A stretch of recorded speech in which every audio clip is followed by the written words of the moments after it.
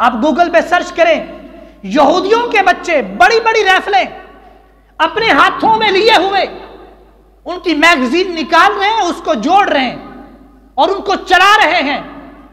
اور یہودیوں کا طریقہ کار ہے اسرائیل کا کہ میٹرک کے بچے کو اس وقت تک رزلٹ نہیں ملے گا کہ جب تک وہ بچہ 1 سال کی فوجی ٹریننگ حاصل نہیں کر لیتا، جب تک وہ بچہ 1 سال کی فوجی ٹریننگ حاصل نہیں کر لیتا۔ ہمارے بچے وہ رائفلیں دیکھتے ہوئے بھی ڈرتے ہیں۔ کیوں ڈرتے ہیں؟ اس وجہ سے کہ ہمارے بچے پب جی کھیلتے ہیں، وہ پب جی کھیل کر وہاں پر بندے مارتے ہیں، وہ پبجیاں کھیل کر کارٹونوں کو مارتے ہیں، اور یہودی ہنستے ہیں کہ مسلمانوں کے بچوں کو جن کے ہاتھوں میں تلوار ہونی چاہیے تھی،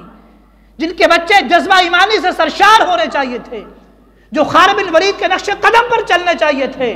ان کے بچوں کو ہم نے پب جی پر لگا کر کارٹون مارنے کے لیے دے دیے، اور ہم نے ان کے اصلی بندے مارنا شروع کر دیے۔ اپنے بچوں کو اصلی رائفلیں دے کر اصلی ٹریننگ دیتے ہیں، اور ان کو کہتے ہیں کہ دریا فرات اور دریا نیل کے درمیان میں جتنا بھی ایریا ہے وہ ہم نے حاصل کرنا ہے، یہ ان کا مقصد ہے۔